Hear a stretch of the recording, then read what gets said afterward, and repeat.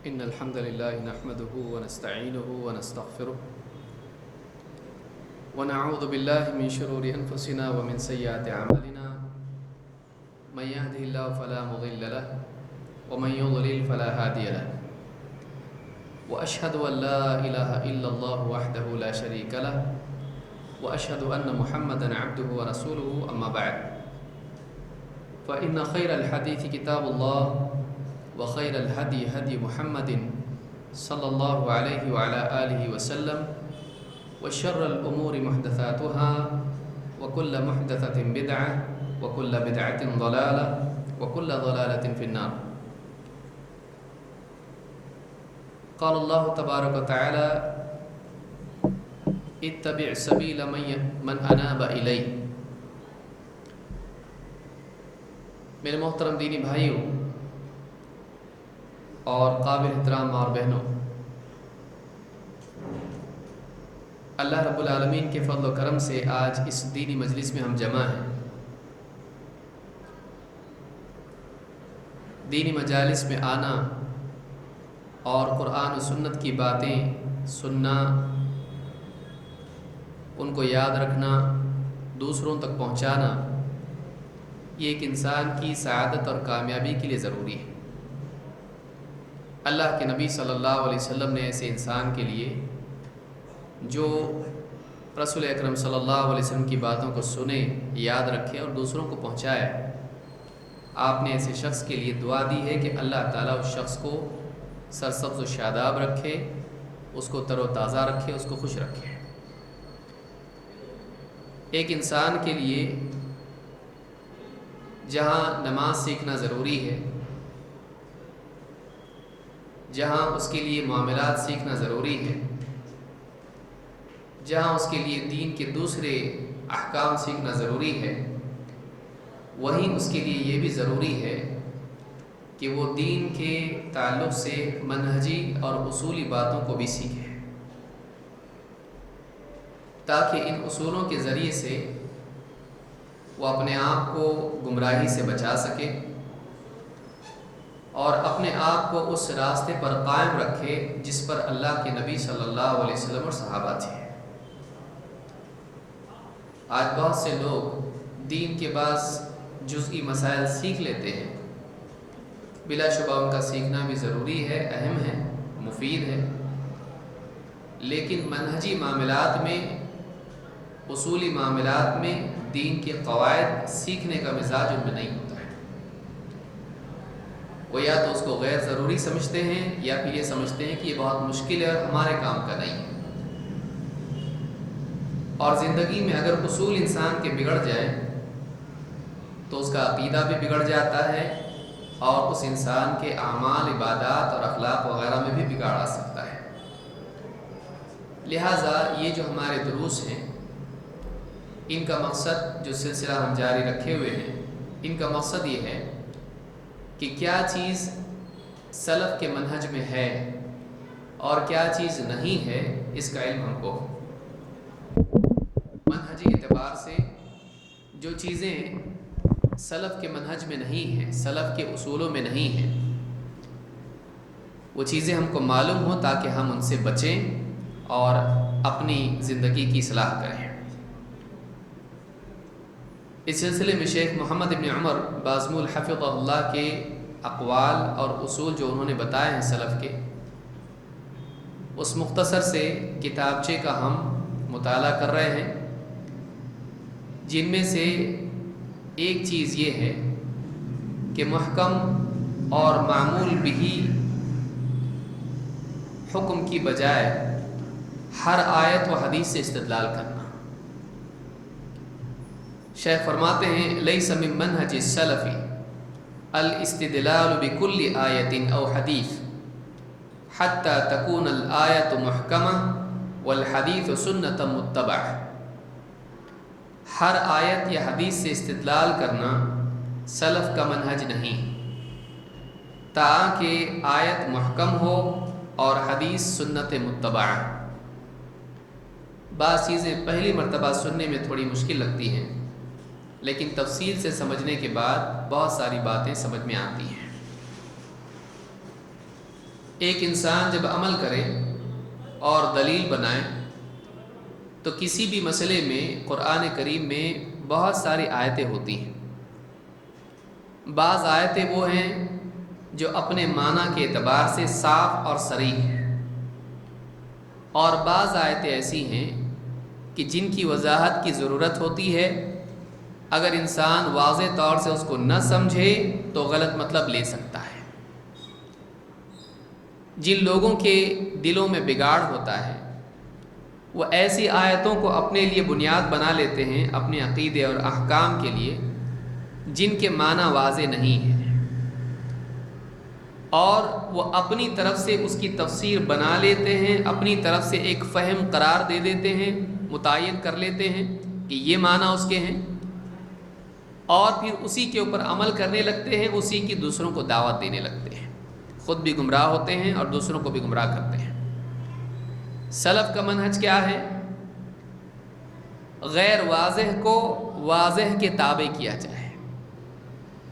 جس چیز میں وضاحت اور کلیرٹی نہیں ہے اس چیز کو سمجھنے کے لیے ان دلائل کو دیکھا جائے، ان آیات کو دیکھا جائے جن کے ذریعے سے اس آیت کے یا اس بات کے معنی واضح ہو. اگر آدمی ایسا کرتا ہے تو وہ گمراہی سے بچ جاتا ہے، ورنہ وہ ایک معنی ایسے متعین کر لے گا آیت کے جو قرآن میں نہیں ہے، جو اللہ کی طرف سے بات نہیں آئی ہے. اور آپ دیکھیں گے کتنے سارے لوگ ہیں جو اسی وجہ سے گمراہ ہو گئے کہ انہوں نے قرآن کی ایک آیت کا وہ مطلب لیا جو اس میں نہیں ہے. بعض اوقات ایسی آیتیں جو توحید سے متعلق ہیں ان سے بھی وہ شرک کے معنی مراد لیتے ہیں. کیوں؟ اس لیے کہ انہوں نے اس کے واضح طور پر معنی نہیں سمجھے. تو فہم کا بگاڑ بعض اوقات نیتوں کے بگاڑ کا نتیجہ ہوتا ہے. ایک آدمی چاہتا ہے کہ ایک چیز مانے، اس کو قرآن میں کہیں نہ کہیں اپنی چاہت کے مطابق دلیل مل جاتی ہے. ایک آدمی چاہتا ہے کہ ہدایت اس کو ملے، اگر وہ صحیح نیت کے ساتھ میں، صحیح اصولوں کے ساتھ میں قرآن و سنت کو سمجھنے کی کوشش کرے، ایسا آدمی گمراہی سے بچ جاتا ہے. اس تعلق سے آئیے آج ہم دیکھتے ہیں کہ قرآن کریم میں یہ بات کہاں پر آئی ہے اور یہ اصول کیا ہے. شیخ فرماتے ہیں ہر آیت یا حدیث سے استدلال کرنا سلف کا منہج نہیں ہے. کیا مطلب؟ کوئی بھی آیت اٹھا لی اور دلیل پکڑ لی؟ نہیں. ایک باب میں کئی آیتیں ہوتی ہیں، ان سب کو ملا کر مطلب لینا پڑتا ہے. پھر اس میں واضح اور غیر واضح آیتیں ہوتی ہیں. جن آیتوں کو وضاحت کی ضرورت ہے ان کو تابع کیا جاتا ہے واضح آیت کے. اس کو ہم دیکھتے ہیں قرآن میں اللہ نے کہاں یہ قاعدہ بیان کیا ہے. سورہ آل عمران میں آیت نمبر 7 میں اللہ تعالیٰ نے فرمایا هو الذی انزل علیک الکتاب، وہی اللہ ہے جس نے اے نبی آپ پر کتاب نازل کی. منہ آیات محکمات ہن ام الکتاب واخر متشابہات، اس کتاب میں ایسی آیتیں ہیں جو محکمات ہیں، محکمات ہیں، ٹھوس اور واضح آیتیں ہیں. ہن ام الکتاب، اور یہی آیتیں کتاب کی اصل ہیں، بنیادی باتیں ہیں. وَأُخَرُ مُتَشَابِهَاتٌ، اور دوسری کچھ آیتیں قرآن میں ہیں جو متشابہات ہیں، جن کے معنی واضح نہیں ہیں. فَأَمَّا الَّذِينَ فِي قُلُوبِهِمْ زَيْغٌ فَيَتَّبِعُونَ مَا تَشَابَهَ مِنْهُ، تو جن لوگوں کے دلوں میں ٹیڑھا پن ہوتا ہے، فَأَمَّا الَّذِينَ فِي قُلُوبِهِمْ زَيْغٌ، تو وہ لوگ جن کے دلوں میں ٹیڑھا پن ہوتا ہے، فَيَتَّبِعُونَ مَا تَشَابَهَ مِنْهُ، وہ ایسی آیتوں کے پیچھے پڑ جاتے ہیں، وہ ایسی آیتوں کی پیروی کرنے لگ جاتے ہیں جن میں تشابہ ہے، جن میں معنی واضح نہیں ہے. آگے ہم اس کو تفصیل سے دیکھیں گے. ابتغاء الفتنتی وابتغاء تأویلہ، فتنہ چاہتے ہوئے اور اپنے طور پر اس کی تأویل بیان کرنے کے لیے. ان کے دلوں میں فتنہ ہوتا ہے، ان کے دلوں میں شک ہوتا ہے، ان کے دلوں میں کنفیوژن ہوتا ہے، باطل کی چاہت ہوتی ہے. اس چاہت کے تحت وہ فتنے کے پیچھے پڑ جاتے ہیں اور ایسی تاویل اس کی کرتے ہیں جو اپنی عقل سے ہوتی ہے، اللہ کی طرف سے نہیں ہوتی ہے.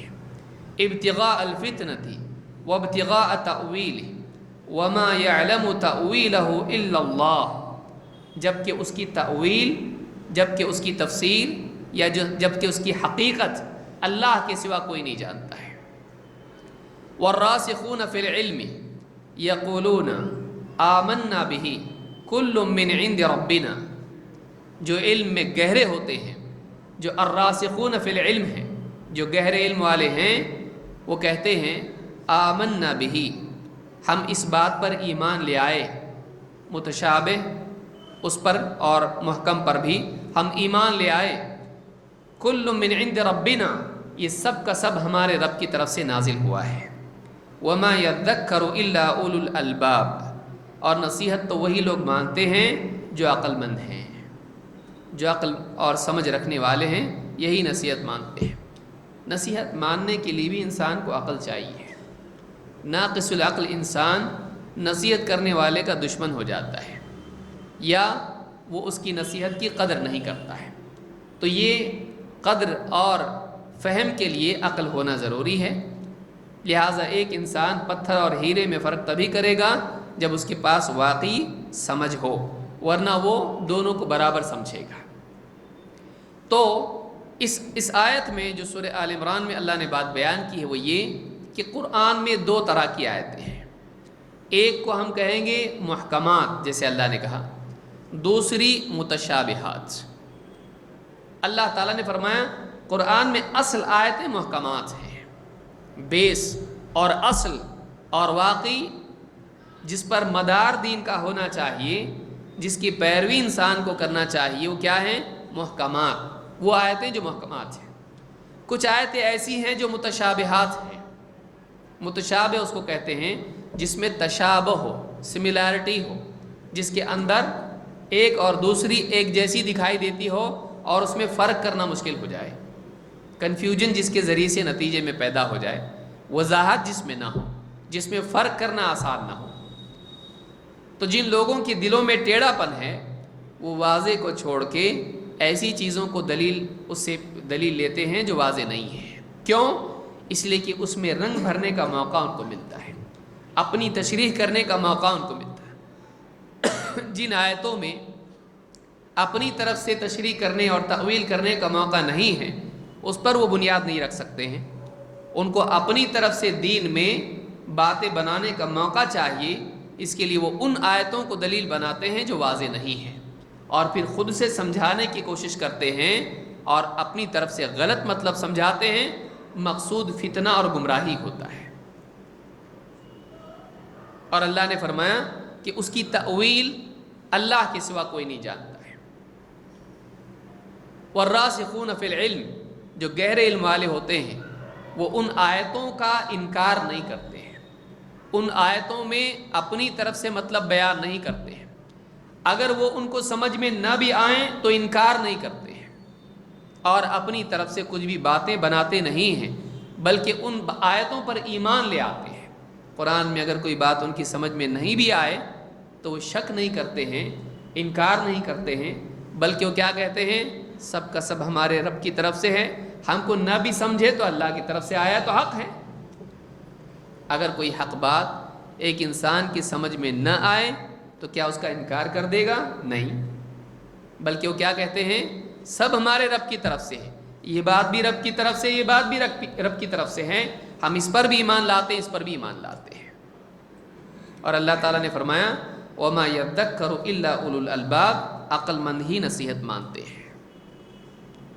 आज की इस गुफ्तगू में हम देखेंगे ये मुहकम और मुतशाबिह का क्या मामला है और हमारी अपनी ज़िंदगी में, माजी में या हाल में या गुमराह फ़िरक़ों के एतबार से कैसे बिगाड़ आता है, कहाँ से गुमराही आती है, इसको समझना ज़रूरी है।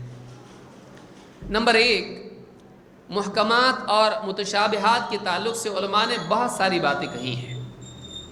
मिसाल के तौर पर क़तादा रहमतुल्लाह अलैह जो ताबई कहते हैं, ये आयत उन्होंने पढ़ी और कहा वल मुहकमातु अन्नासिखुल्लज़ी युअमलु बिही। एक कौल उलमा का क्या है? आयतों में दो तरह की आयतें हैं, एक वो जो नासिख हैं, दूसरी वो जो मनसूख हैं। جیسے مثال کے طور پر قرآن کریم میں اللہ تعالیٰ نے پہلے جو آیتیں نازل کیں ان میں کہا، جیسے قرآن میں کیا کہا، شروع میں شراب کی بتایا گیا کہ اس میں فائدے بھی ہیں، لیکن کہا گیا کہ اس کا گناہ اس کے فائدے سے بڑھا ہوا ہے۔ وَإِثْمُهُمَا أَكْبَرُ مِن نَفْعِهِمَا، شراب اور جوئے کا گناہ ان کے فائدے سے بڑھا ہوا ہے، لیکن کہا اس میں فائدہ بھی ہے۔ پھر آیت کیا آئی، وَلَا تَقْرَبُوا الصَّلَاةَ وَأَنْتُمْ سُكَارَىٰ حَتَّىٰ تَعْلَمُوا مَا تَقُولُونَ، کہ تم نماز کے قریب ہی مت جاؤ جب تم نشے کی حالت میں ہو، یہاں تک کہ تمہیں معلوم ہو جائے تم کیا کہہ رہے ہو، تمہیں ہوش آ جائے اور تم خود اپنے کلام کو سمجھو، سوچ سمجھ کے بولنے کی طاقت اور استعداد تمہاری ہو جائے۔ اس کے بعد اللہ نے کیا فرمایا، فَهَلْ أَنْتُمْ مُنْتَهُونَ، رکو گے؟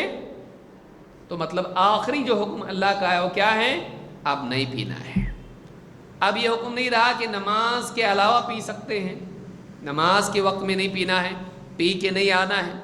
اب یہ باقی نہیں رہا کہ اس میں فائدے بھی ہیں اس اعتبار سے کہ آدمی فائدوں کو دیکھ کے بنیاد بنائے، نہیں۔ اب اگر آج کوئی آدمی اس آیت کو لے جو پہلے آئی ہے، بعد والی کو چھوڑ دے اور کہے دیکھو اللہ نے کیا فرمایا، قرآن میں کہا تم نماز کے قریب مت جاؤ جب تم نشے میں ہو، تو اس آیت سے تو اللہ تعالیٰ نے بتلا دیا ہے کہ نشے میں ہو تو نماز کے قریب نہیں جانا ہے، یعنی شراب پی سکتے ہیں۔ اگر اس آیت کو بنیاد بنائیں تو ایسا آدمی کیا ہو جائے گا، گمراہ ہو جائے گا۔ تو کہتے ہیں، قتادہ کہتے ہیں کہ والمحکمات الناسخ الذی یعمل بہ، اللہ نے قرآن کریم میں خود فرمایا رجس من عمل الشیطان، شراب کیا ہے، نجس ہے، رجس ہے، شیطان کی کرتوت ہے، شیطان کا عمل ہے، اور اللہ نے اس سے منع کر دیا۔ تو محکمات وہ آیتیں ہیں جو ناسخ ہیں، یعنی جنہوں نے، جو آیتیں بعد میں آ کر جنہوں نے حتمی فیصلہ کیا، اور متشابہ وہ آیتیں ہیں جو پہلے نازل ہوئیں جن میں قدر گنجائش کسی معاملے میں ممنوعات کے سلسلے میں باقی تھی۔ تو یہ ایک قول ہے۔ کہتے ہیں ما احل اللہ فیہ حلالہ وحرم فیہ حرامہ، یہ وہ آیتیں ہیں جس میں اللہ تعالیٰ نے حلال کو حلال اور حرام کو حرام قرار دیا ہے، جس میں کلیئرلی باتیں بتا دی گئی ہیں یہ حرام ہے، یہ حلال ہے۔ تو ایسی آیتیں کیا ہیں، محکمات ہیں، جن میں وضاحت نہیں ہے کہ حرام ہے کہ حلال ہے، وہ آیتیں کیا ہیں، متشابہ ہیں۔ تو ایسی آیتیں ہیں۔ کہتے وَأَمَّا الْمُتَشَابِهَاتُ فَالْمَنْسُوخُ الَّذِي لَا يُعْمَلُ بِهِ وَيُؤْمَنُ، کہتے ہیں کہ منسوخ وہ آیتیں ہیں جن پر عمل نہیں کیا جائے گا، ہاں ان پر ایمان لایا جائے گا۔ کیوں؟ اس لیے کہ وہ پہلے نازل ہوئیں، بعد میں نہیں۔ بعد والی آیتوں نے ان کا حکم منسوخ کر دیا۔ سوال پیدا ہوتا ہے کہ جب اللہ نے اس کو منسوخ کر دیا تو پڑھنے کا کیا فائدہ، قرآن میں باقی کیوں رکھا اس کو؟ باقی اس لیے رکھا تاکہ تو پڑھے تو تجھ کو احساس ہو کہ اللہ نے پہلے تو یہ نازل کیا تھا، بعد میں سہولت تیرے لیے دے دی ہے۔ اللہ تعالیٰ کی حکمت معلوم ہو کہ اللہ تعالیٰ نے بندوں کے لیے پہلے ایک سہولت رکھی، بعد میں تنگی کی، اور پہلے آسانی، پہلے مشکل تھی، بعد میں آسانی کرتی ہے۔ بہت ساری آیتیں ایسی ہیں۔ شروع میں حکم تھا کہ نبی صلی اللہ علیہ وسلم سے کسی کو سرگوشی کرنا ہے تو پہلے صدقہ دینا پڑے گا، ورنہ سرگوشی نہیں کر سکتا ہے۔ بعد میں اس میں رخصت پیدا کر دی گئی۔ ایسی کئی آیتیں ہیں جن میں پہلے تنگی تھی، بعد میں اس میں کیا کر دی گئی، رخصت کا پہلو آیا۔ پہلے آیت نازل کی گئی کہ اگر تم ظاہر کرو یا چھپاؤ اللہ محاسبہ کرے گا، بعد میں آسانی کر دی گئی کہ نہیں، اللہ تعالیٰ بہت ساری بھول چوک معاف بھی کر دے گا۔ اسی لیے ہم پڑھتے ہیں ربنا لا تؤاخذنا ان نسینا او اخطأنا، اس کی تفسیر پڑھیے، اس کا مقام نہیں کہ اس کو تفصیل سے بیان کیا جائے۔ تو محکم وہ آیتیں ہیں جنہوں نے حتمی طور پر حلال و حرام کا فیصلہ کر دیا اور آخری بات ہے، اور منسوخ وہ یعنی متشابہ وہ آیتیں ہیں جو پہلے نازل ہوئی تھیں، جن میں بات ابھی فائنل نہیں ہوئی تھی، لیکن جس کے دل میں عیب ہے، جس کے دل میں بگاڑ ہے، وہ ان آیتوں سے دلیل پکڑتا ہے جو پچھلی ہیں۔ ایک بات یہ بھی ہے، ابن جریر الطبری نے یہ قول بیان کیا ہے۔ عائشہ رضی اللہ تعالیٰ فرماتے ہیں راسخین علم کے بارے میں کیا کہا گیا ہے، اس آیت میں بعض علماء نے وقف کیا ہے کہاں پر؟ فَأَمَّا الَّذِينَ فِي قُلُوبِهِمْ زَيْغٌ فَيَتَّبِعُونَ مَا تَشَابَهَ مِنْهُ ابْتِغَاءَ الْفِتْنَةِ وَابْتِغَاءَ تَأْوِيلِهِ وَمَا يَعْلَمُ تَأْوِيلُهُ إِلَّا اللَّهُ وَالرَّاسِخُونَ فِي الْعِلْمِ۔ اب اس کو کیسے پڑھا جائے؟ ایک قرأت اس کی ہے، اس کو سیکھ لیں، اس کو سمجھیں۔ ایک قرأت ایسی ہے کہ وَمَا يَعْلَمُ تَأْوِيلَهُ إِلَّا اللَّهُ، یہاں رکنا ہے، اس کی تأویل اللہ کے سوا کوئی نہیں جانتا ہے۔ لیکن امام مجاہد رحمۃ اللہ علیہ پڑھتے تھے کیسا؟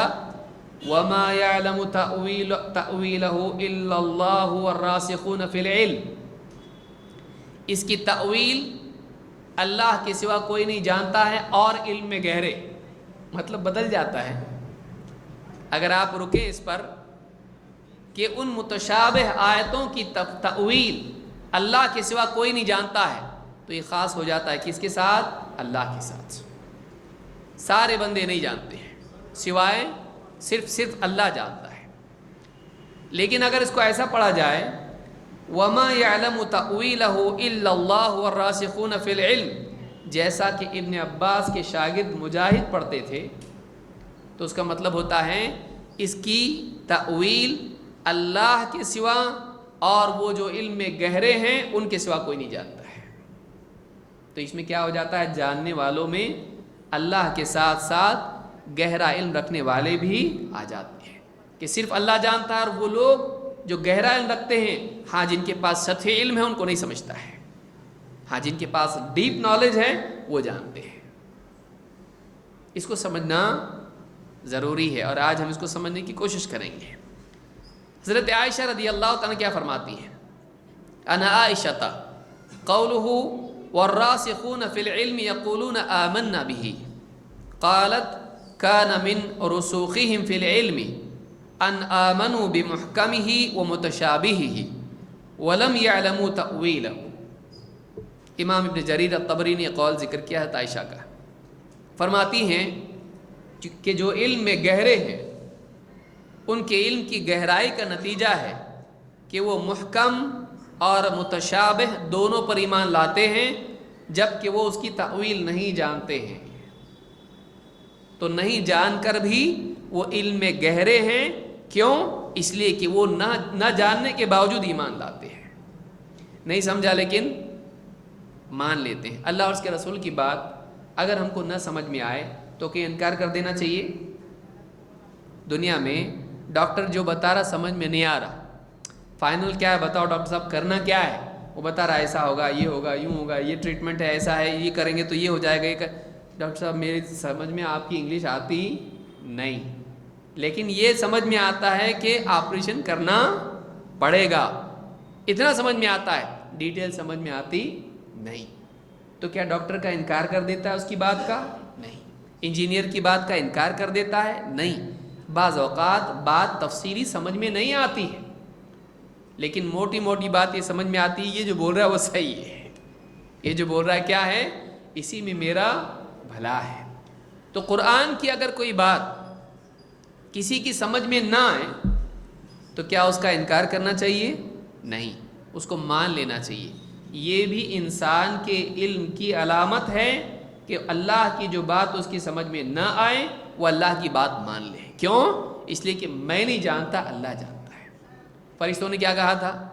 سبحانک لا علم لنا الا ما علمتنا، اے اللہ ہمارے پاس کچھ بھی علم نہیں ہے سوائے اس کے جو تو نے ہم کو دیا ہے۔ ان کی سمجھ میں نہیں آ رہا تھا کہ زمین میں ایک ایسی مخلوق کو کیوں بسایا جائے جو فساد زمین میں کرے گا، جس کے پاس اختیار ہوگا بھلائی کرنے کا بھی اور برائی کرنے کا بھی۔ سمجھ میں آ رہا تھا؟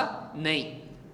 انہوں نے پوچھا اللہ سے، اے اللہ تو کیوں اتجعل فیہا من یفسد فیہا ویسفک الدماء، اے اللہ تو زمین میں ایسے کو رکھتا ہے جو زمین میں فساد کرے گا، خون بہائے گا۔ وَنَحْنُ نُسَبِّحُ بِحَمْدِكَ وَنُقَدِّسُ لَكَ، جبکہ ہم موجود ہیں، تیری ہم تسبیح بیان کرتے ہیں حمد کے ساتھ اور تیری تقدیس کرتے ہیں، ہم ہیں نا تیری پاکی بیان کرنے کے لیے، پھر تو زمین میں ایسے کو کیوں بنا رہا ہے؟ سمجھ میں آ رہا؟ ان کی نہیں۔ لیکن انہوں نے جب اللہ نے کہا قال انی اعلم ما لا تعلمون، میں جانتا ہوں جو تم نہیں جانتے. آپ دیکھیے فرشتوں کے پاس یہ بات تھی کہ ہم کو نہ بھی سمجھے تو اللہ کی بات کیا ہوتی ہے؟ حق ہوتی ہے. تو حضرت عائشہ رضی اللہ تعالیٰ نے اس آیت کا مطلب یہ بیان کر رہی ہیں کہ اللہ کے بعض بندے ایسے ہیں جو واقعی علم والے ہیں، ان کو اللہ کی بات اگر کچھ سمجھ میں نہ بھی آئیں تبھی وہ کیا کرتے ہیں؟ ہم تو مان لیے بھائی، سمعنا و اطعنا آمنا بہ، ہم نے اس کو مان لیا، ہم نے اس کو مان لیا، وہ ان باتوں پر ایمان لاتے ہیں. حضرت عائشہ کا قول یہ ہے. آئیے دیکھتے ہیں دوسرا قول کیا ہے. ابن عباس رضی اللہ تعالیٰ کے بارے میں مجاہد رحمۃ اللہ علیہ فرماتے ہیں، کہتے ہیں عن ابن عباس انہ قال انا ممن یعلم تأویلہ، انا ممن یعلم تأویلہ، جن کے بارے میں اللہ تعالیٰ نے قرآن کریم میں فرمایا ہے والراسخون فی العلم وما یعلم تأویلہ الا اللہ والراسخون فی العلم، کہتے ہیں میں ان لوگوں میں سے ہوں جن کو تأویل معلوم ہے. معلوم یہ ہوا کہ بعض بندے ایسے ہو سکتے ہیں جن کو تأویل معلوم ہے. تأویل کیا ہے آپ تھوڑا ہم سمجھنے کی کوشش کریں. لیکن کبھی کبھی ایسا ہوتا ہے زیادہ سر پہ بڑی بات برسنے لگتی ہے اور آدمی سوچتا ہے تھوڑا یہ ہیوی ہو رہا ہے، لیکن کب تک ہم بس میٹھا میٹھا کھاتے رہیں گے؟ کچھ آگے کا علم بھی ہم کو حاصل کرنا ضروری ہے. اور یہ آیت سورہ آل عمران کی ہے. آپ اگر تفسیر پڑھنا شروع کریں بقرہ ختم ہوتی ہے، آپ کو اس سے نپٹنا ہے. آپ اگر تفسیر پڑھیں گے سمجھنا ضروری ہے. اور بعض اوقات بعض تفاسیر مختصر ہوتی ہیں اور آدمی گھبرا جاتا ہے، سمجھ میں نہیں آتا ہے. تو یہ جو تفصیل سے سمجھایا جا رہا سمجھنے کی کوشش کریں. ابن عباس رضی اللہ تعالیٰ کے نزدیک وہ کہتے ہیں میں ان میں سے ہوں جو تأویل جانتا ہے. حضرت عائشہ فرماتی ہیں کہ بعض بندے علم والے وہ ہوتے ہیں جو نہ جاننے کے باوجود بھی ایمان لاتے ہیں. ابن عباس کہتے ہیں میں جانتا ہوں تأویل. ان دونوں میں جمع کیا ہے؟ ان کی بات صحیح ہے یا ان کی بات صحیح ہے؟ کیا صرف اللہ تأویل جانتا ہے اور کوئی نہیں جانتا ہے، یا اللہ اور بعض علم کے گہرے وہ بھی تأویل جانتے ہیں؟ کیا مطلب اس کا ہے؟ صحیح بات یہ ہے کہ دونوں کی بات صحیح ہے. صحیح بات یہ ہے کہ حضرت عائشہ رضی اللہ تعالیٰ کی بات بھی صحیح ہے اور ابن عباس رضی اللہ تعالیٰ عنہ کی بات بھی صحیح ہے. اس لیے کہ ایک اعتبار سے تأویل صرف اللہ جانتا ہے اور دوسرے اعتبار سے بعض چیزیں ایسی ہوتی جن کی تأویل علم کے گہرے جانتے ہیں، جس کو ہم سمجھنے کی کوشش کریں گے انشاءاللہ. اور یہ بہت عمدہ عنوان ہے جس کو سمجھنا واقعی علم کا ایک بہت بڑا دروازہ کھولتا ہے، آدمی گمراہی سے بچے گا. آپ یہ نہ سمجھے یہ ٹاپک تو علم والوں کے لیے دکھ رہا ہے، یہ ہر آدمی کے لیے ہے. اگر اس نے نہیں سمجھا اس کو گمراہ ہو جائے گا. یہ کالج اسٹوڈنٹ سے لے کر ایک ایسے آدمی جو لکڑ ہارا ہے اس کے لیے بھی ہے. کوشش کرنا چاہیے اس کو سمجھنے کی. کیوں؟ اس لیے کہ وہ غلط فہمی پڑھ سکتا ہے، غلط بات عقیدے کی لے سکتا ہے اگر اس کو نہ سمجھے. اس سلسلے میں ابن تیمیہ رحمۃ اللہ علیہ فرماتے ہیں متشابہات کے بارے میں. متشابہات کیا ہے؟ کہتے ہیں فی المتشابہات قولان. متشابہات کیا ہیں قرآن میں؟ اس کے بارے میں دو قول ہیں. احدہما انہا آیات بعینہا تشابہ علی کل الناس. ایک قول یہ ہے کہ متشابہات وہ آیتیں ہیں جس میں ہر آدمی جس کو سمجھ نہیں سکتا ہے، سارے کے سارے لوگ اس کے سمجھنے سے قاصر ہیں. کہتے والثانی وهو الصحیح ان التشابہ امر نسبی فقد يتشابہ عند هذا ما لا يتشابہ عند غیرہ. کہتے ہیں کہ نہیں، دوسرا قول یہ ہے کہ متشابہات سے مراد وہ آیتیں ہیں جو کچھ کو سمجھ میں آتی ہیں اور کچھ کو نہیں سمجھ میں آتی ہیں. ایسا نہیں ہو سکتا ہے کہ کوئی آیت اللہ ایسی نازل کر دے جو کسی کی بھی سمجھ میں نہیں آتی ہو. اس سے یہ لازم آتا ہے کہ اللہ تعالیٰ ایسا کلام بندوں کو دے دے جس کا کچھ بھی مطلب نہ ہو، اور اللہ ایسا کام کرے جس کا کوئی فائدہ نہ ہو. کہ قرآن میں اللہ نے ایسا دے دیا کچھ جو کسی کی بھی سمجھ میں نہیں آ رہا، ایسا ہوگا نہیں۔ تو کہتے ہیں کہ متشابہات سے مراد یہ ہے کہ بعض بندوں کو بات سمجھ میں نہیں آتی ہے، بعض بندوں کو بات سمجھ میں نہیں آتی ہے۔ کہتے ہیں فقط یتشابہ عند ھذا ما لا یتشابہ عند غیرہ، ایک عالم کو سمجھ میں آتا ہے لیکن ایک نیا آدمی ہے جو دینی تعلیم حاصل کر رہا ہے اس کی سمجھ میں نہیں آتا ہے۔ ہو سکتا ہے گہرے علم والے کی سمجھ میں آئے گا، ادھورے علم والے کی سمجھ میں نہیں آئے گا۔ تو یہ نہ سمجھ میں آنا نسبی ہے، سب کی سمجھ میں نہیں آتا ایسا نہیں ہے، کچھ کی سمجھ میں نہیں آتا ہے۔ کہتے ہیں وَلَكِنْ ثَمَّ آیَاتٌ مُحْکَمَاتٌ لَا تَشَابُهَ فِيهَا عَلَى أَحَدٍ، کہتے ہیں کہ آیتیں قرآن کی ایسی ہیں، بعض آیتیں ایسی بھی ہیں جو ہر ایک کی سمجھ میں آتی ہیں، کوئی ایسا نہیں جس کی سمجھ میں نہیں آتی ہو۔ قرآن کی بعض آیتیں کیسی ہیں جو ہر ایک، قل هو اللہ احد کسی کی سمجھ میں نہیں آتی، ایسا ہے؟ کیسا اللہ ہے کہ معلوم نہیں، سمجھ میں نہیں آ رہا۔ بچہ بھی اگر اس کے سامنے کہا جائے کہو اللہ ایک ہے، کیا سمجھ میں نہیں آئے گا؟ ہر ایک کی سمجھ میں آتا ہے۔ تو بعض آیتیں ایسی ہیں جس میں کسی کو بھی اشتباہ نہیں ہوتا ہے، کسی کو بھی کنفیوژن نہیں ہوتا ہے، لیکن بعض آیتیں ایسی ہوتی ہیں کہ بعض کی سمجھ میں آتی ہیں تو بعض کی سمجھ میں نہیں بھی آتی ہے۔ وَتِلْكَ الْمُتَشَابِهَاتُ إِذَا عُرِفَ مَعْنَاهَا صَارَتْ غَيْرَ مُتَشَابِهَةٍ، کہتے یہ جو متشابہ آیتیں ہیں ان کے معنی اگر سمجھ میں آ جائیں تو وہ متشابہ نہیں رہتی ہیں، جب تک کہ آدمی کی سمجھ میں نہیں آ رہا ہے متشابہ ہے۔ جیسی سمجھ میں آ گیا اب اس آیت کے بارے میں نہیں کہا جائے گا کہ اس کے لیے وہ متشابہ ہے۔ تو متشابہ جو ہے ایسا نہیں ہے کہ ہمیشہ کے لیے قیامت تک کے لیے وہ آیت متشابہ ہو گئی، کسی کے لیے وہ متشابہ ہے جب تک کہ سمجھ میں نہیں آ رہا ہے، جب اس کی سمجھ میں آ جائے وہ متشابہ نہیں ہوتی ہے۔ اس کی مثالیں ہم دیکھیں گے۔ بل القول کلہ محکم، کہتے ہیں قرآن کی جو باتیں ہیں، اللہ کا جو قول ہے سب کا سب محکم ہے۔ کیوں؟ قرآن میں اللہ تعالیٰ فرماتا ہے کتاب احکمت آیاتہ ثم فصلت من لدن حکیم خبیر، یہ وہ کتاب ہے جس کی تمام آیتیں محکم ہیں، ان کو محکم اور مضبوط اور واضح بنایا گیا ہے۔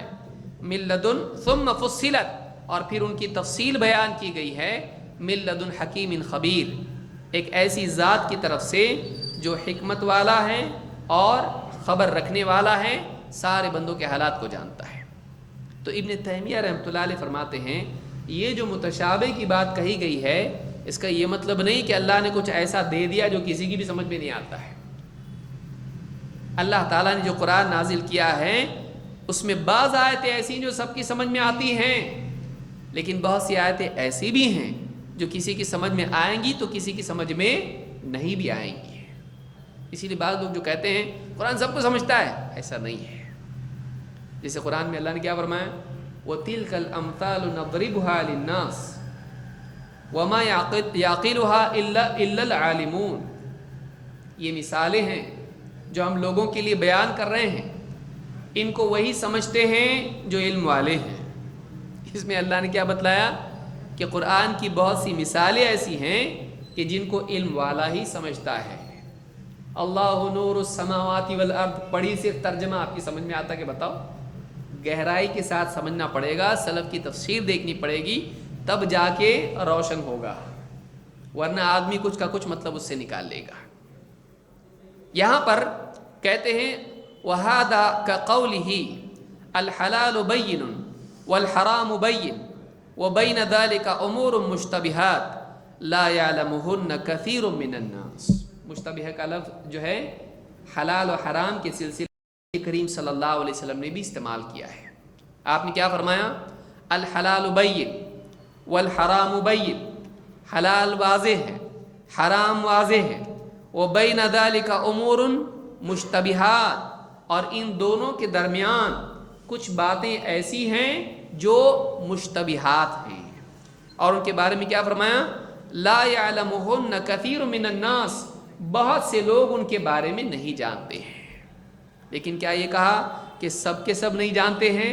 نہیں، علم والے معلوم کر لیتے ہیں تحقیق کر کے کہ یہ حلال ہے کہ حرام ہے، لیکن جب تک کہ اس کی وضاحت سامنے نہیں آئی آدمی کو معلوم نہیں ہوتا ہے۔ لیکن جب علم والے سے بات کرتا ہے دلائل کی روشنی میں وہ بتاتا ہے کہ دیکھو اس کا حکم حلال ہے یا اس کا حکم حرام ہے، جب تک کہ واضح نہ ہو اس کے لیے وہ مشتبہات میں سے ہے، لیکن جب سامنے آ جائے حکم معلوم پڑ گیا کہ حرام نہیں ہے یا حرام ہے۔ تو ابن تیمیہ رحمۃ اللہ علیہ کے مطابق اس آیت کا مطلب یہ ہے کہ قرآن کی بہت ساری باتیں بعض بندوں کے بعض لوگوں کی سمجھ میں نہیں آتی ہیں، اس کا یہ مطلب نہیں ہے کہ سب کی سمجھ میں نہیں آئیں گی۔ بعض بندے وہ ہیں جن کی سمجھ میں آتا ہے، اور وہ کون ہیں؟ گہرا علم رکھنے والے ہیں۔ جب ایک آدمی علم کے حوالے ان آیتوں کو کرتا ہے تو اس کی سمجھ میں بات آ جاتی ہے۔ اس سلسلے میں شیخ محمد بن صالح بن عثیمین کہتے ہیں وَمَعْنَ هَذَا التَّشَابُهُ أَن يَكُونَ مَعْنَى الْآيَةِ مُشْتَبَهًا خَفِيًّا بحيث يتوهم منه الواهم ما لا يليق بالله تعالى أو كتابه أو رسوله ويفهم منه العالم الراسخ في العلم خلاف ذلك۔ کہتے ہیں مطلب اس کا یہ ہے کہ بعض آیتیں قرآن کی ایسی ہیں کہ جب آدمی ان کو پڑھتا ہے تو اللہ کے بارے میں یا رسول کے بارے میں یا خود قرآن کے بارے میں اس کے ذہن میں ایک ایسی بات آتی ہے جو اللہ کے یا رسول کے یا قرآن کی شان کے لائق نہیں ہے، لیکن جب وہ کسی گہرے علم والے کے تابع اس کو کرتا ہے، گہرے علم والا سمجھتا ہے کہ یہ بات ایسی نہیں ہے بلکہ حقیقی معنی اس کے ایسے ہیں۔ قرآن کریم میں آیتیں آدمی پڑھتا ہے اور ان آیتوں کو پڑھنے کے بعد اللہ کے بارے میں، یا جیسے مثال کے طور پر قرآن کریم میں آیت پڑھے ایک آدمی وَاسْتَغْفِرْ لِذَنْبِكَ وَلِلْمُؤْمِنِينَ وَالْمُؤْمِنَاتِ، اے نبی استغفار کیجئے اپنے لیے اور مسلمانوں کے لیے، مؤمنین کے لیے اور مؤمنات کے لیے۔ اب اس آیت کو پڑھ کے آدمی کہے اللہ جب رسول سے استغفار کے لیے کہہ رہا ہے تو رسول بھی نعوذ باللہ گناہگار تھے۔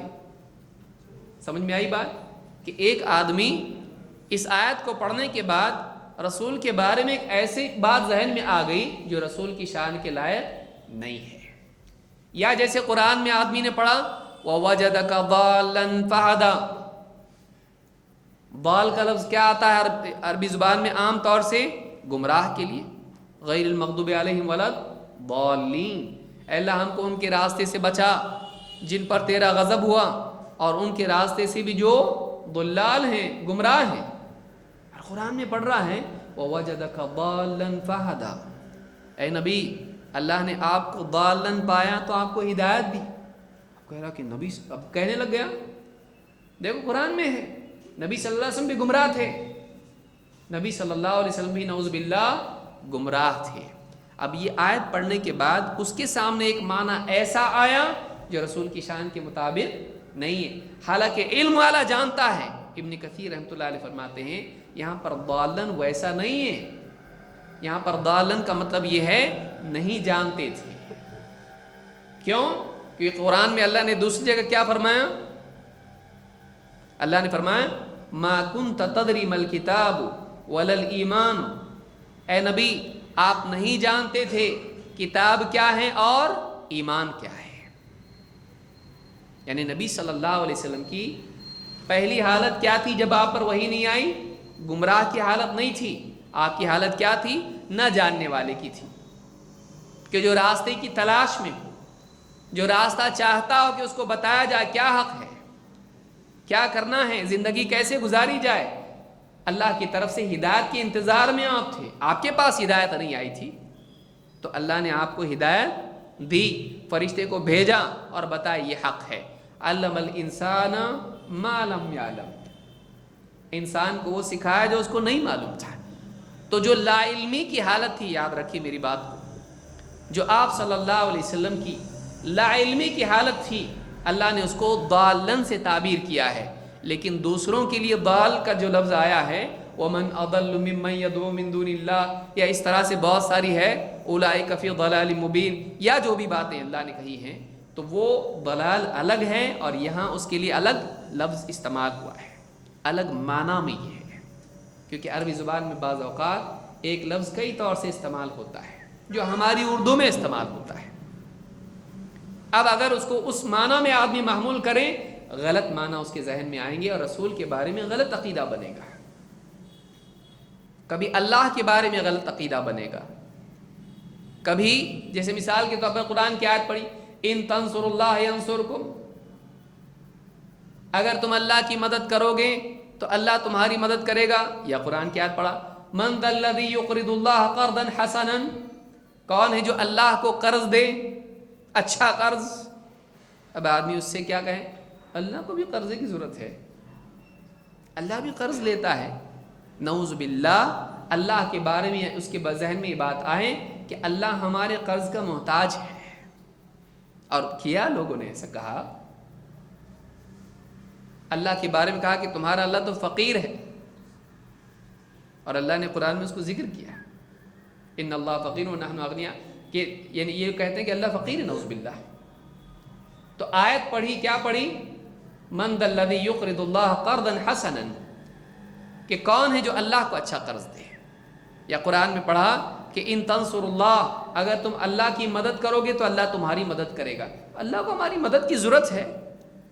گہرا علم رکھنے والا جانتا ہے یہاں پر اللہ نے بندوں کو بندوں پر یا دین کے لیے خرچ کرنے کو قرض سے تعبیر کی، اس وجہ سے نہیں کہ اللہ محتاج ہے، اس اعتبار سے کہ قرض یقیناً لوٹایا جاتا ہے، ہدیہ لوٹایا نہیں جاتا ہے۔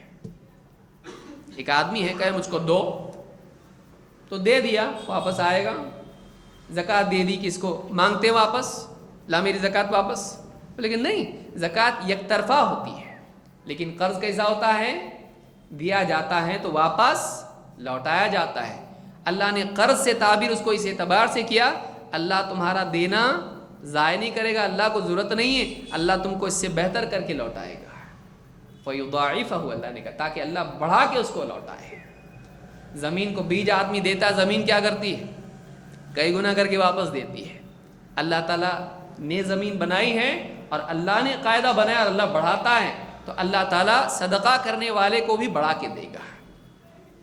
تو اللہ نے اس کو قرض سے تعبیر کیا، بندے کے اکرام کے طور پر اور واپس لوٹانے کے اعتبار سے۔ اب پڑھنے والا کیا کرے، اللہ کو قرضہ چاہیے، نعوذ باللہ اللہ ہمارا محتاج ہے، غلط بات ذہن میں پیدا ہو سکتی ہے، کبھی قرآن کے بارے میں غلط بات ذہن میں آ سکتی ہے۔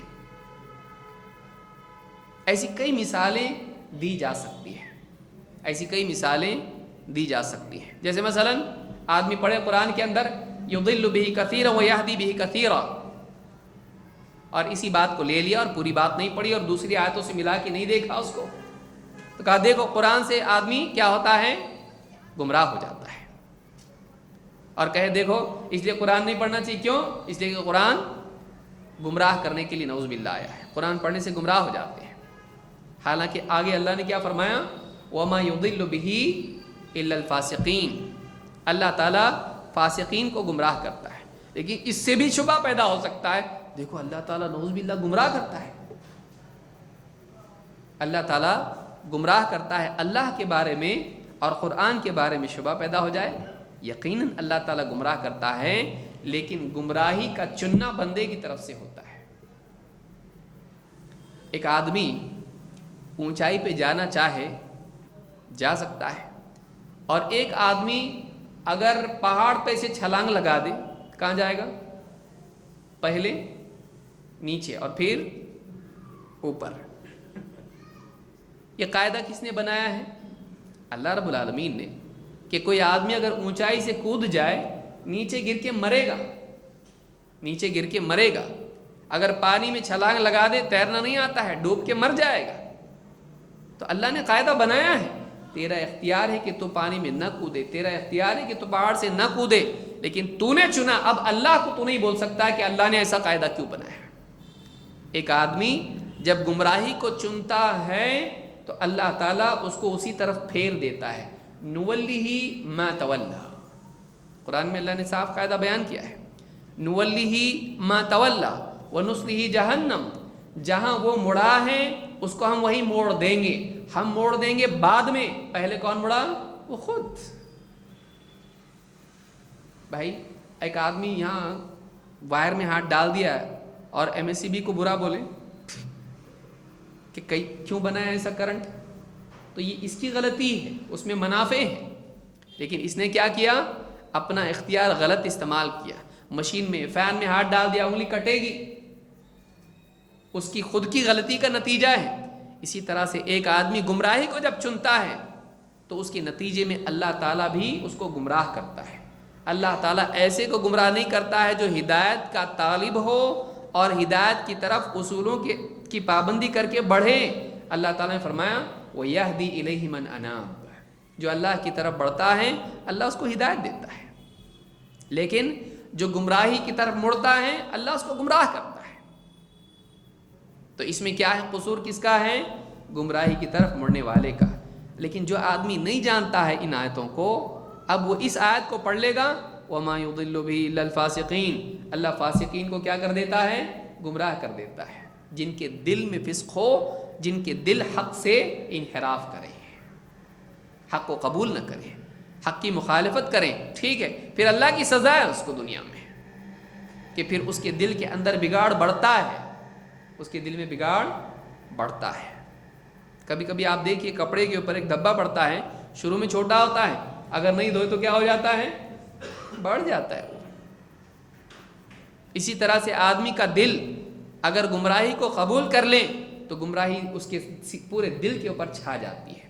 تو آپ دیکھیے تینوں طرف سے ہم نے دیکھا، اللہ کے بارے میں، رسول کے بارے میں، قرآن کے بارے میں۔ بعض آیتیں ایسی ہوتی ہیں کہ آدمی ان کو جب پہلی مرتبہ میں پڑھ لیتا ہے اور گہرائی سے نہیں سمجھتا ہے تو آدمی اس میں اللہ، رسول یا قرآن کے بارے میں یا دین کے بارے میں غلط معنی کی طرف چلا جاتا ہے۔ شیخ عثیمین یہاں یہی کہنا چاہ رہے ہیں، یہ بہت بڑا عنوان ہے۔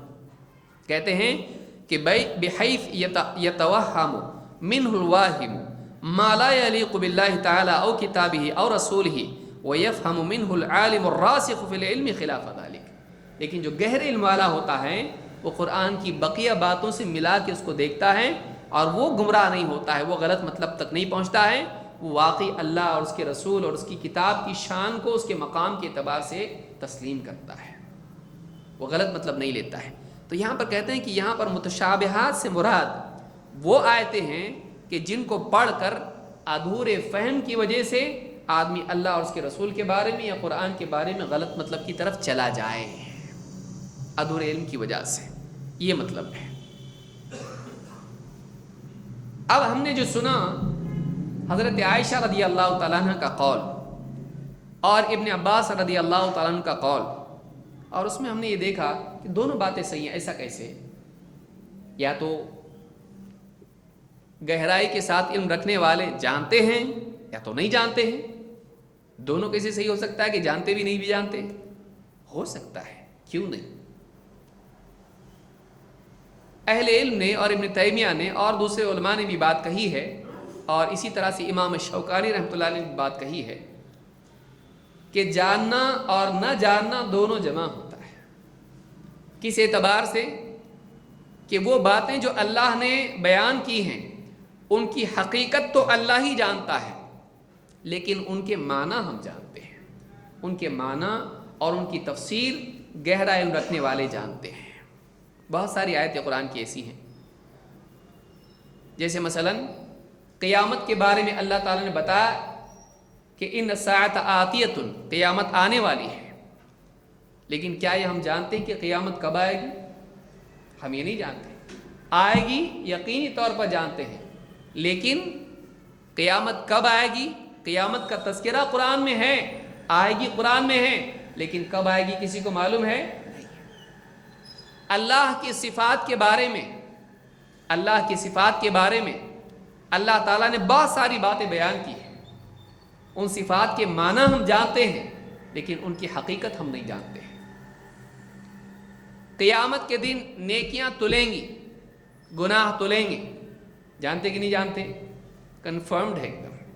اس کی کیفیت ہم جانتے ہیں، لیکن नेकी तुलने में क्या मसला है? नेकी तुल सकते, गुनाह तुल सकते। आज तोल के दिखा दो, आज तोल सकते हैं?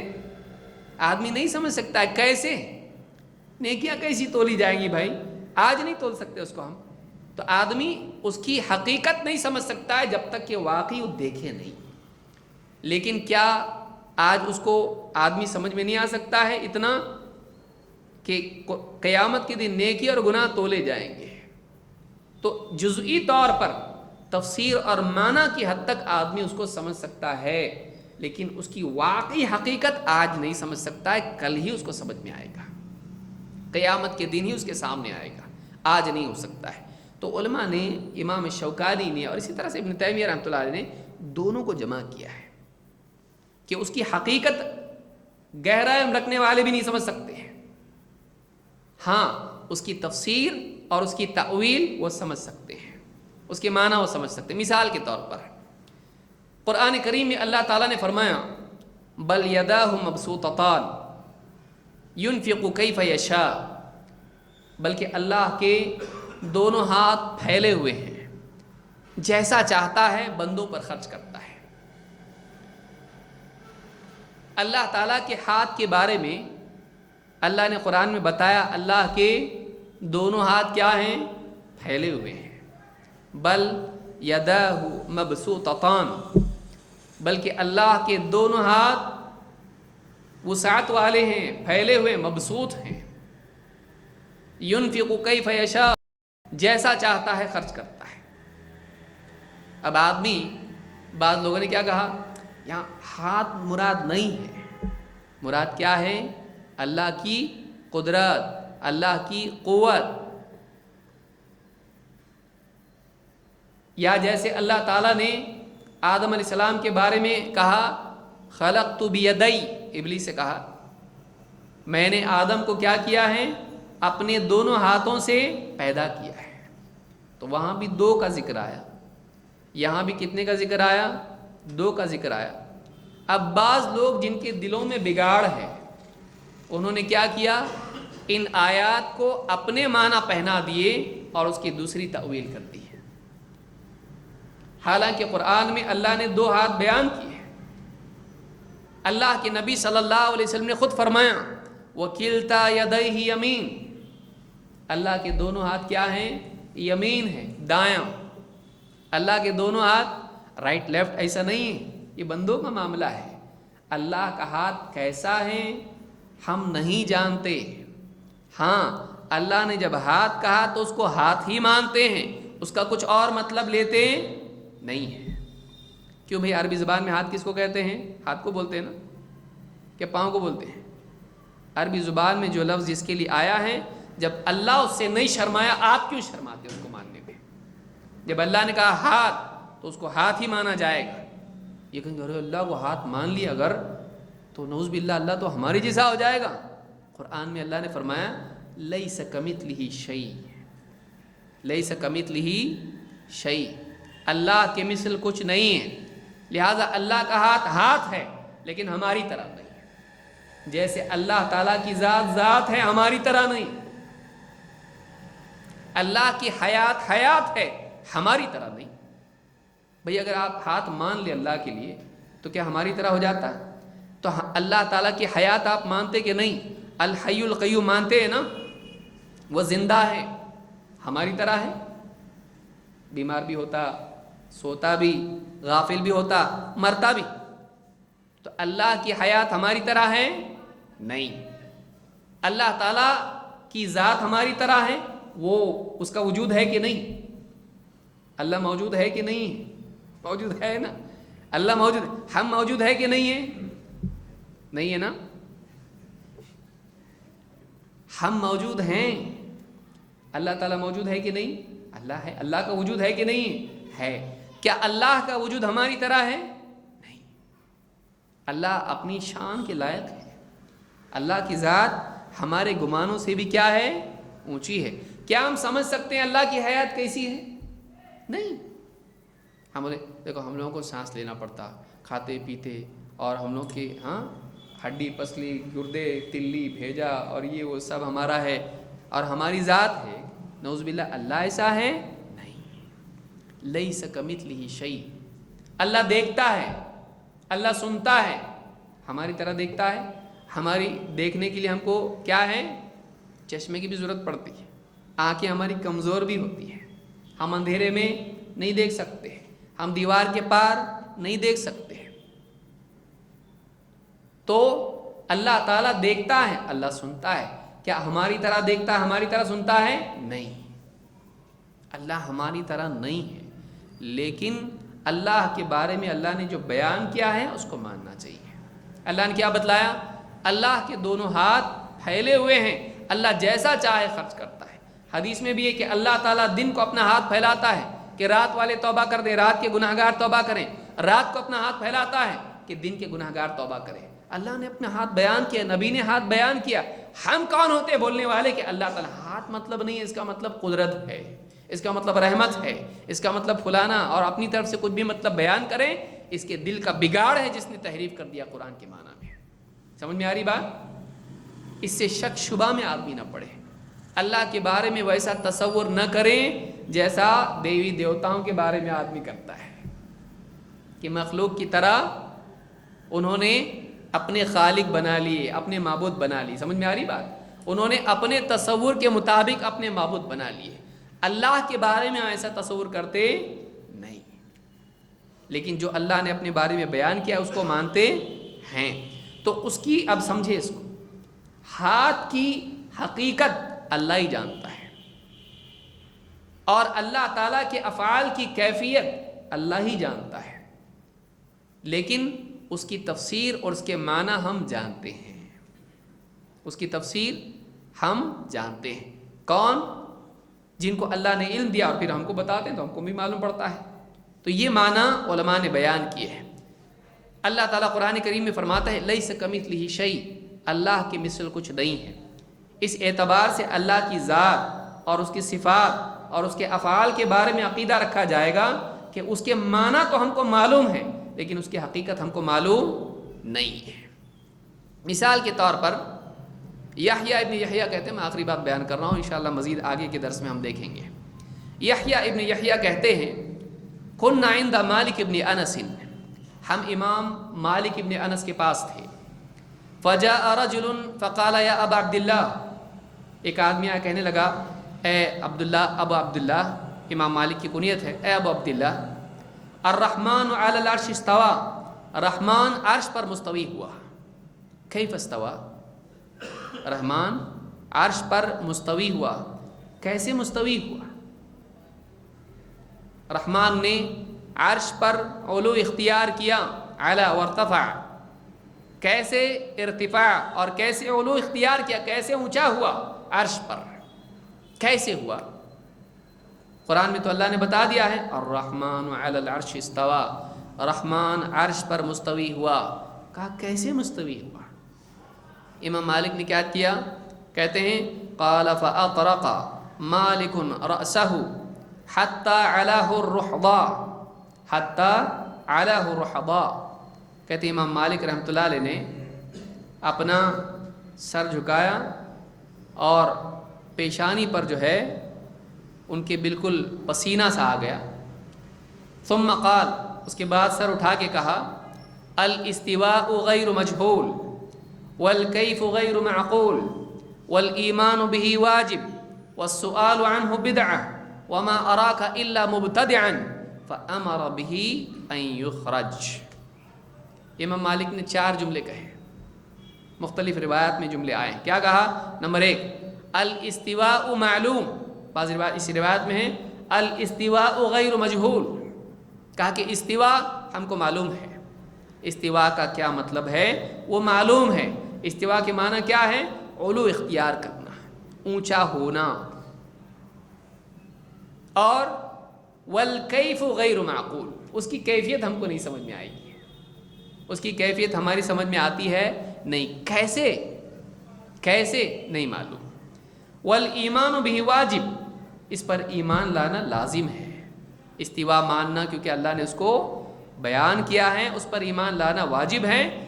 और उसके बारे में खोद कुरेद करना, बारीकी एंच पेंच करना, बहसबाजी करना, ये बिदात है। وَمَا أَرَاكَ إِلَّا مُبْتَدِعًا، اور مجھے لگتا ہے کہ تم بدعتی ہو، میں تو تم کو دیکھ رہا ہوں کہ تم بدعتی ہو، کیونکہ ایسے سوال پوچھ رہے ہو جو نہ نبی صلی اللہ علیہ وسلم نے جبریل سے پوچھے اور نہ صحابہ نے آپ صلی اللہ علیہ وسلم سے پوچھا۔ تو یہ سوال کہ کیف استوا، کیسے اللہ نے استوا اختیار کیا، کیسے استوا کیا، کسی نے نہیں پوچھا، تو پوچھتا ہے تو کیا ہے؟ تو بدعتی ہے۔ فَأَمَرَ بِهِ أَن يُخْرَجْ، فَأَمَرَ بِهِ أَن يَخْرُجْ، جیسا بھی ہو کہ حکم دیا اس کو مسجد سے باہر کیا گیا، یا کہا کہ نکل جا مسجد سے باہر۔ اس کو امام البیہقی نے اپنی کتاب الاعتقاد میں ذکر کیا ہے۔ اس میں امام مالک کا جو جملہ ہے اس کو غور کریں اس پر۔ انہوں نے کہا کہ استوا ہم کو معلوم ہے، ہم اس کے بارے میں جاہل نہیں ہیں، غیر مجہول۔ ایسے نہیں کہ استوا کیا ہے معلوم ہی نہیں، اللہ نے قرآن کریم میں جو بھی الفاظ بیان کیے اس کا وہ مطلب نہیں جو ہے، کچھ اور ہی مطلب ہے اور معلوم نہیں کیا ہے، وہ ایک بھید ہے۔ ایسا نہیں ہے، اللہ نے جو بیان کیا ہے، اللہ نے قرآن کریم میں کیا فرمایا؟ بِلِسَانٍ عَرَبِيٍّ مُبِينٍ، قرآن اللہ تعالیٰ نے نازل کیا ایک ایسی زبان میں جو بالکل واضح عربی زبان ہے۔ تو یہ نہیں کہا جا سکتا ہے کہ اس کا کیا مطلب ہے معلوم نہیں، اس کا مطلب جو عربی زبان کے قواعد کے اعتبار سے آتا ہے وہ ظاہر ہے، لیکن اس کی حقیقت ہم نہیں جان سکتے ہیں کہ اللہ تعالیٰ کیسا ہے۔ اللہ کے چہرے کا اللہ نے ذکر کیا، دیدار کریں گے، ہے نا، وجوہ یومئذ ناظرہ الی ربہا ناظرہ، اس دن کچھ چہرے خوش ہوں گے، تر و تازہ ہوں گے، اپنے رب کی طرف دیکھ رہے ہوں گے۔ تو اللہ کیسا، اللہ کا چہرہ کیسا ہے؟ آدمی چاہتا ہے نا اللہ کے چہرے کا دیدار کرے قیامت کے دن، کیسا ہے اللہ کا چہرہ؟ اب بیٹھا سوچ رہا، اپنی طرح سوچ رہا، فلانے کی طرح سوچ رہا، کوئی بزرگ ذہن میں آ رہے نہیں۔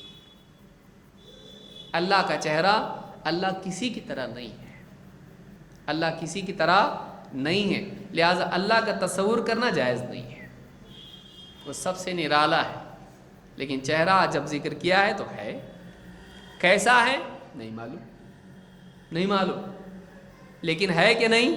چہرے کا مطلب کیا ہے؟ چہرہ ہی ہے یا کچھ اور ہے؟ چہرہ ہی ہے، چہرے کا ہی دیدار ہوگا۔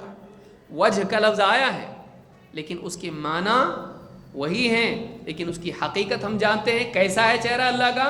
نہیں۔ تو عائشہ رضی اللہ تعالیٰ کی بات اس میں یہ کہ اللہ کے سوا کوئی نہیں جانتا ہے، وہ اس حصے سے متعلق ہے کہ اس کی حقیقت اللہ کے سوا کوئی نہیں جانتا ہے۔